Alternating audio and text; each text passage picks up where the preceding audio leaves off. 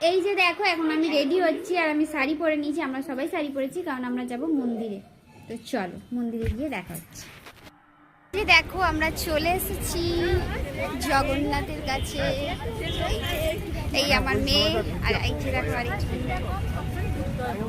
আর এই যে একটা পুচকি এদিকে আয় রে।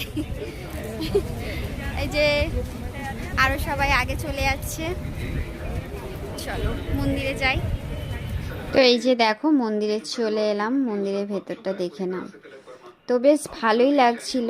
এই দেখো চারিপাশটা অনেক লোকজন ছিল, যেহেতু এখন ঘোরার সময় আর মন্দিরে মানুষ সবসময় যায়, তাই না, ওটার কোনো দিন থাকে না।